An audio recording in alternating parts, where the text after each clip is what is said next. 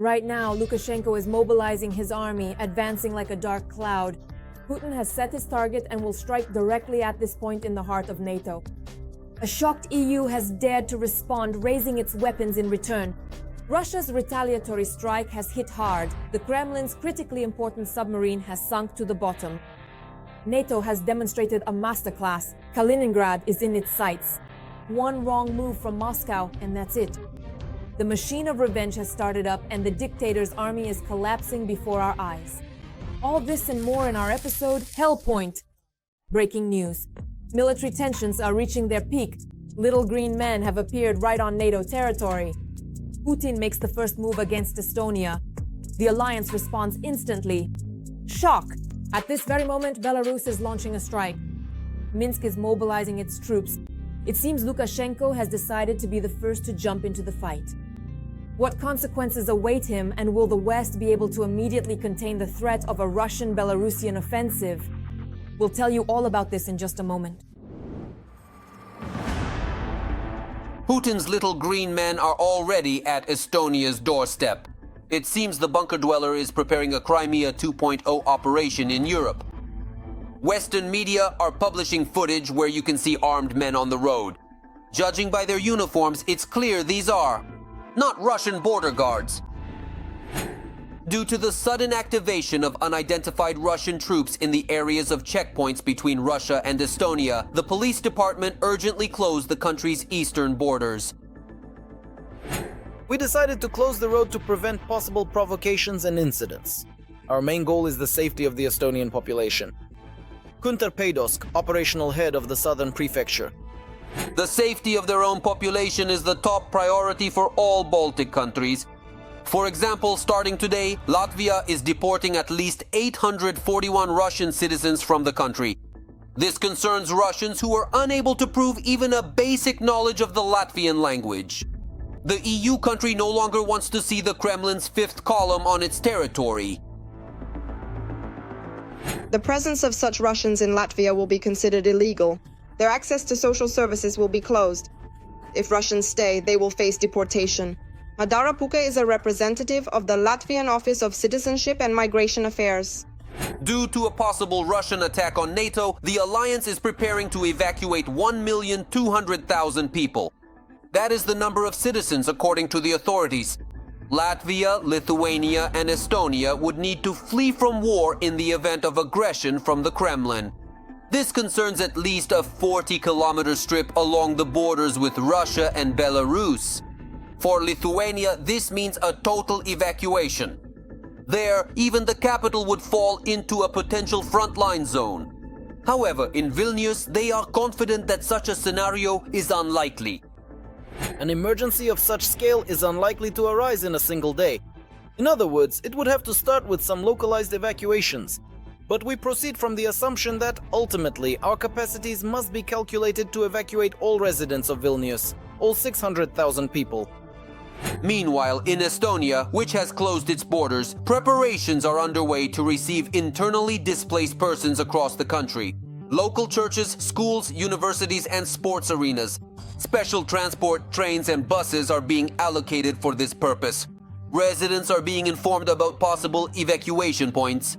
Maps and information about evacuation routes are being distributed. Europeans themselves are preparing food supplies, first aid kits, and packing emergency bags in case they need to flee suddenly. People have been talking about this for a long time, for weeks and even months now, at work everywhere. We'll see what happens. For now, we need to take care of the urgent matters. In total, the population of the Baltic countries exceeds 6 million people. Of these, almost 2.9 million live in Lithuania, nearly 2 million in Latvia, and 1.4 million people in Estonia. In Vilnius, they are preparing evacuation plans for about a quarter of the population. Latvia will evacuate a third and Estonia 10%. According to military analysts, if Putin launches a full-scale offensive against the Baltic countries, every single resident there could become a refugee without exception. They have platforms for various types of missile forces, which can strike in the shortest possible time. As one of our sources told us, these systems can literally be rolled out of the garages. For example, at the Luga military base, 100 kilometers from the Estonian border, it takes just 5 minutes to load Iskander missiles and launch them in a volume that covers the entire territory of Estonia and most of Latvia.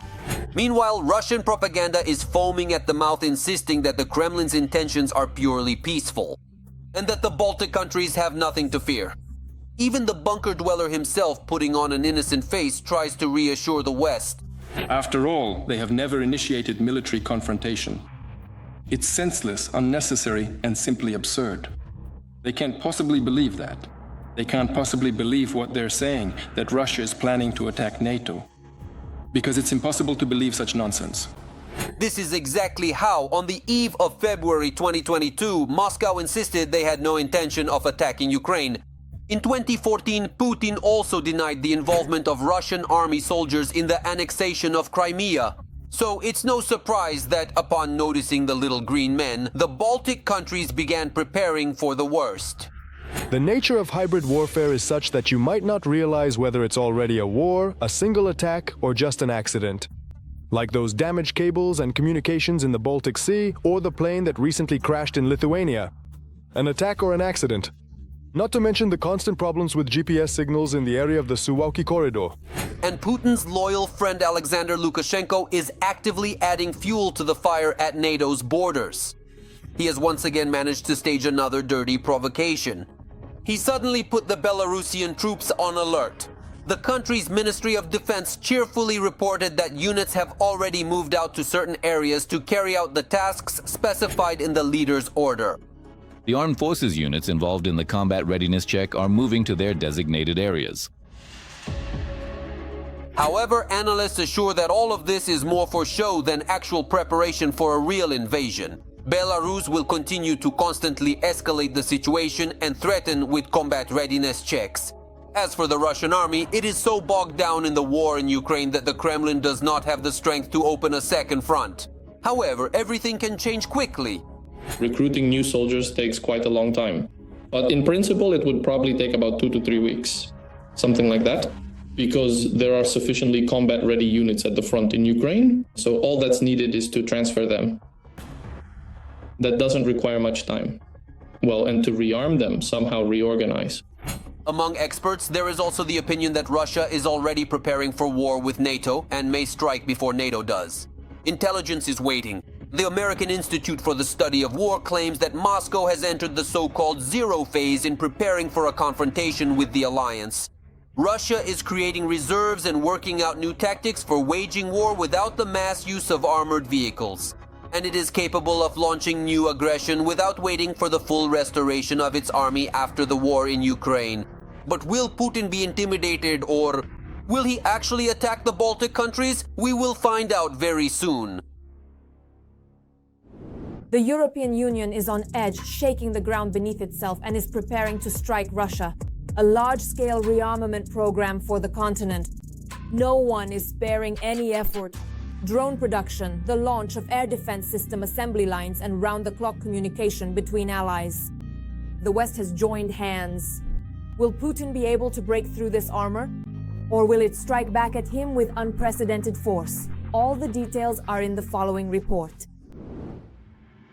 The EU is preparing for war with Russia, a vast and influential nation, known for its rich history and culture. Bloomberg reports that the European Union will launch a large-scale defense reform to be ready for war by 2030. Plans are great, but again, they might collide with reality and crash right into that very reality, especially if it depends on supplies from China, from Southeast Asia, for example, from Taiwan. And if, for example, there is a war in Taiwan, that means Taiwan won't be shipping microelectronics to anyone, these goods won't be produced, and all those 5 to 7 year plans will collapse and be postponed indefinitely into the future. According to the plan, by the end of 2027, the European Union intends to make almost half of its arms purchases jointly. And that's for a moment twice as much as now. Money isn't a problem, the funds are there. The other question is whether there will be anything to buy with that money. This isn't like going to the supermarket. The military sector is such that a lot of things are produced only with prepayment. You provide the funding, you pay, and they will produce for you what you have financed. You invest, and only in about 3 or 4 years do you actually receive your goods. This doesn't happen quickly, everything moves very slowly, and For the implementation of joint projects in the fields of air and missile defense, international coalitions are already planned to be created in 2026. But will this apply to all European countries? most likely it will be those countries that are closer to the Russian Federation, countries that are the drivers of the European economy, like the United Kingdom, France, Germany, and those that are geographically closer to Russia, Poland, the Baltics, Finland. They, of course, will be the most interested first and foremost. Italy, Portugal, Spain, they're kind of far away. Everything is far away. I think they won't be particularly interested over there. It's no secret that for a long time Europe relied on the United States. But with Trump's arrival, a lot changed. Trump froze relations with the European Union. For the first time in history, the US and Europe stopped appearing as a united West and as allies. Trump avoids contact with European officials, ignores their appeals, and simply doesn't take them into account. Instead, he communicates directly with leaders who interest him, bypassing the EU leadership. Without the usual US support, both military and financial, the EU risks turning into a continent museum with a glorious past, but a devastated economy and industry. So how much does Europe really depend on the US right now? And is it capable of defending itself? Is it capable of functioning, operating, or existing entirely independently without any external assistance, support, or intervention whatsoever? Or does it require some form of aid to perform its intended purpose or simply to survive? What is Europe without the US? Europe is preparing to arm itself. But why?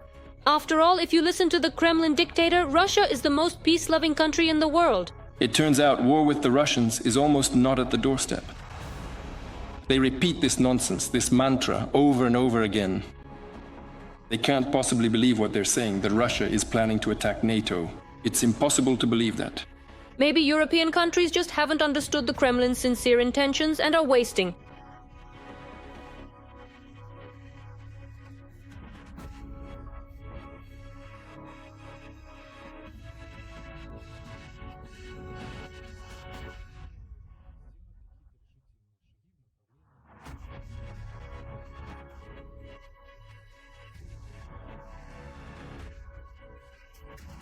They see things differently.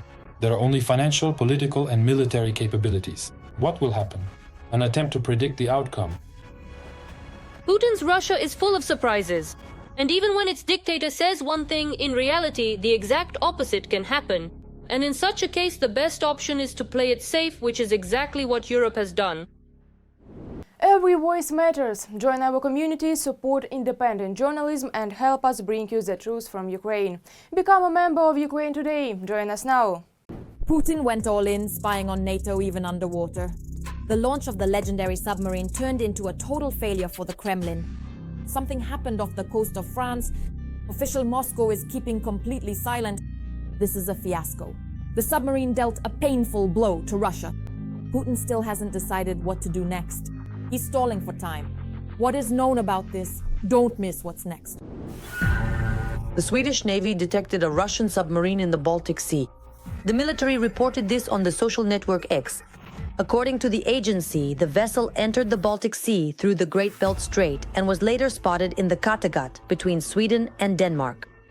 Air Force units and fighter jets escorted the submarine. The Swedes described this episode as nothing more than a routine mission. The name of the submarine has not been disclosed in Sweden. It is only known that it is a multi-purpose diesel-electric submarine of the Kilo class, according to NATO classification. The Novorossiysk submarine, with which the Russians recently embarrassed themselves in front of the whole world when it suddenly surfaced off the coast of France, also belongs to this type. By many characteristics, this is the best submarine not only in the Russian fleet, but in the entire world. Its engine runs more quietly than the sound of the sea outside, which means the vessel can remain undetected on NATO radar screens. It's simply a submarine that was designed so successfully. It's not for nothing that I call it the black hole. So I think restoring this submarine will be a big problem for a potential adversary. This is how, 10 years ago, Russian propaganda talked about the lead ship of the modernized submarine project Novorossiysk. It was built specifically for the Russian Black Sea Fleet. Back then, the media breathlessly assured that this vessel was capable of sinking an entire group of enemy ships. But now, in 2025, it seems it's getting ready to go to the bottom itself. According to VCHK GPU, due to damage in the fuel system of the Novorossiysk, which is on combat duty in the Mediterranean Sea, fuel is leaking directly into the hold. There are no spare parts for repairs or qualified specialists on board the submarine. The crew is unable to fix the malfunction. Due to the serious accident, other problems also began to occur. The fuel accumulating in the hold is an explosive hazard. The investigator believes that the crew has no other choice but to start opening the hold right in the sea. In order to, as they say, solve the problem, they will have to. Since there is no other option, they will have to pump this water-diesel mixture overboard. Well, in principle, yes, of course, if something like this starts happening with the planes, and undoubtedly, the boat is being watched by anti-submarine aircraft, the Mediterranean Sea, after all it must be said, is quite a densely populated place. By military vessels from different countries, and this will be easy to spot due to the large, colorful wake. In fact, that's exactly what everyone is watching for right now. But it should be noted that a submarine about 70 meters long is not such a big deal, not such a massive object. Although, of course, any pollution of the environment is not welcome at all. Now, in order to prevent the Russians from causing an environmental disaster, the situation is being monitored by hundreds of international experts. The Russian Ministry of Defense is boasting, claiming that there were no emergencies and that everything went exactly as planned. At the same time, they forget to clarify exactly what they are doing in the Mediterranean Sea, since the withdrawal of the last submarine from there was reported back in January. And most importantly, whether there is a Kaliber missile on board the Novorossiysk, which the Russian army usually launches from these vessels. And furthermore, the command doesn't mention at all whether there is any threat to the very existence and well-being of the crew members themselves, their individual lives and collective safety are of utmost importance and represent a fundamental consideration in all operations. Ensuring the continued health, security, and overall vitality of each person on board is absolutely critical for the success and integrity of any mission or endeavor. The crew. What is the Russian Federation planning to save? Are they planning to save the hardware, or are they planning to save the people? From my point of view, in the event of such an accident, it would have been necessary to remove most of the crew from the ship, from the submarine, leaving only those sailors who could fight to keep the vessel afloat. And fighting for survivability, first and foremost, absolutely requires that all compartments of the submarine be completely sealed so that there would be no fuel leakage whatsoever throughout all the various compartments of the submarine, ensuring maximum safety and operational integrity. So far, this has become the main priority for officials in the Russian Ministry of Defense. And apparently, the experience of the nuclear submarine Kursk, where 118 crew members died, has taught them nothing. Novorossiysk did not request assistance and is now heading to the port of Kronstadt under the surveillance of NATO anti-submarine aircraft, where it is reportedly expected on October 21st. According to sources close to law enforcement agencies, there have been 10 incidents on the submarine during its watch.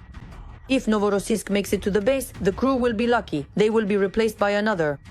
Whether the Russians will be able to restore the submarine is a big question. Kaliningrad is a new flashpoint. NATO has made a move that took the Kremlin's breath away. The alliance has outplayed Moscow. A sharp turn of events. Moscow's plans are falling apart, and the allies are making it clear they've run out of patience. Tensions are rising by the minute. Every move in the Baltics could now become a moment of truth. Don't miss the first details coming up next.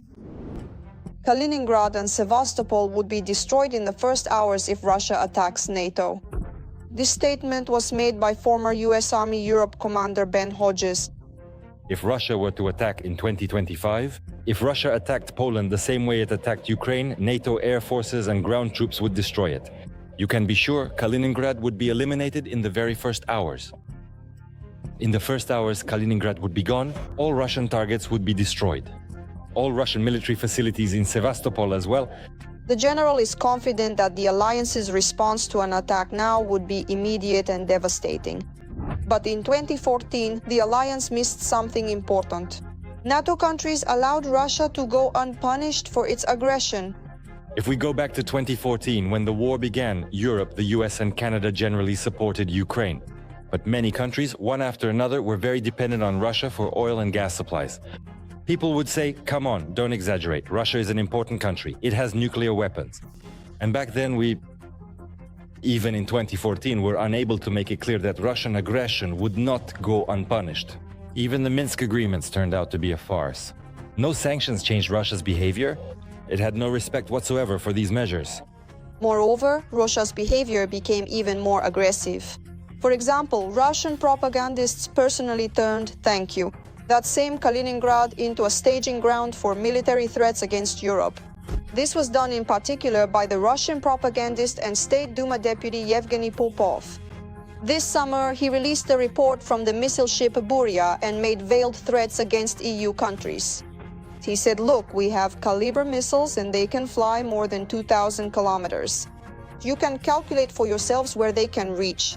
Keep in mind that we're in the Baltic and the range of the Calibers, roughly plus or minus 2,500 kilometers. You can easily calculate the potential strike zone. Against this backdrop, Hodges' words about destroying Kaliningrad in the first hours after an attack are not at all surprising. The destruction of Russian military bases in Sevastopol and in Kaliningrad, formerly Königsberg, is, in my opinion, a completely adequate response to a possible threat from the Russian Federation. Hodges' warning is not a hypothetical assumption. NATO has long been preparing for a possible act of aggression, specifically from Kaliningrad. At the end of September, for example, Poland and Sweden practiced the defense of Gotland Island, a key element of security in the Baltic region, which is located just 300 kilometers from Kaliningrad. These military exercises were meant to send a clear signal of readiness for joint defense in the Baltic Sea. Warning signals were sent to Russia and the current high-ranking NATO command. The commander of the US Army in Europe and Africa, General Christopher Donahue, also stated that the alliance could wipe out the Kaliningrad region in an extremely short time if necessary, should such a need arise. And he added that they have already planned everything. US Army General Donahue. Back in August, General Donahue said the following about Kaliningrad, that in case anything happens, if someone is considering hybrid provocations on the eastern flank, the alliance has operational plans ready that would allow NATO forces in Europe to literally turn Kaliningrad into ashes within a few hours. Of course, Russian propaganda immediately went up the wall, started howling that this was a provocation, a direct threat, and so on. But this statement from an active American general, and not just any general, but one who holds a position in NATO's military leadership, in NATO's military command, is a very direct and clear signal to the bunker and the swamps that everyone sees what you are doing, everyone sees what you are preparing for. And don't think that you're the only ones preparing. But here it should be noted that the destruction of cities is probably somewhat of an exaggeration. It's doubtful that NATO would set out to obliterate cities. Besides, it's simply difficult to do. But as for military targets being ordered to cease to exist, This is a truly significant and undeniable fact. First of all, the terrain is quite complex. Secondly, you'd need dozens of especially powerful bombs, including tactical nuclear warheads, but precise elimination of numerous docks, extensive warehouses, bustling piers, and the formidable military ships that are stationed there. This crucial task can be readily accomplished. In fact, Tomahawks will have plenty of targets there. There are especially many military targets along the Baltic Sea coast. Aviation, communications troops, and repair plants are all concentrated here. And Russia should really consider the consequences. But is that really the Kremlin style? The war has finally broken the Russian Federation. The world's second army looks like a shattered puzzle. Putin is desperately trying to put everything back in its place. Only now, instead of Russians, there are Cubans. Another country has been officially drawn into the crime. Foreign mobilization is in full swing. The dictator has thirsted for blood. However, he doesn't reveal the whole truth to his new recruits. What he promises for participation in the so-called special military operation and how such a campaign threatens Putin himself, we'll tell you about that in just a moment. There are new additions among the allies fighting against Russia, this time from far away. Latin America, a vast and diverse continent, is home to numerous nations, each with its own unique history and culture. Among these, the island nation of Cuba stands out. Situated in the Caribbean Sea, Cuba is renowned for its vibrant culture, rich history, and distinctive political landscape. It is the largest island in the Caribbean and a significant part of the Latin American identity, known for its revolutionary past and enduring spirit. There were such hybrid ideas throughout communist Africa. So for Cubans, given the country's absolute poverty, war is one of the ways to make money. According to official documents from the US State Department reviewed by Reuters, Havana is not just supporting the Kremlin's policy. It may have sent up to 5,000 of its citizens to fight in the war against Ukraine. I knew the contract was real when I arrived.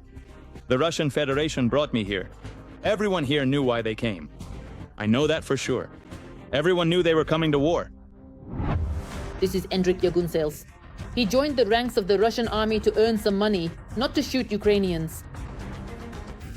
I just found out that that my son was recruited on the very day he left. I don't know how this process happened, because he never told me anything. I realized it when he was at the airport. He called me and told me everything. The active recruitment of Cubans for the war began back in 2023 after the Russian dictator signed a decree allowing foreigners who joined the army to obtain Russian citizenship through an expedited process. After that, dozens of Cubans rushed to join the war. Poverty is persuasive. If we didn't live in such poverty, I'm sure these people wouldn't have gone to Russia. But as it is, you work, work, and work. My husband worked hard in Cuba, but one day he told me, I can't take this anymore. I asked him what had happened. He replied, don't worry, I know what I'm doing. My husband was like that. According to available data, recruitment centers are located in various regions. Candidates are promised salaries ranging from $1,500 to $2,500 per month, citizenship or residency, compensation in case of injury, and other benefits. For some campaigns, Moscow creates entire package deals, payment, housing, legalization. All of this makes the offer attractive to economically vulnerable people. A foreign soldier is quite simple.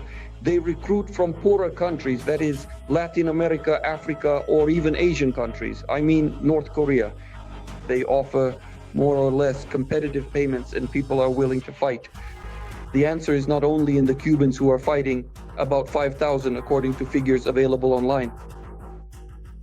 We're talking about around 3,000 North Korean military personnel and several thousand mercenaries from African countries.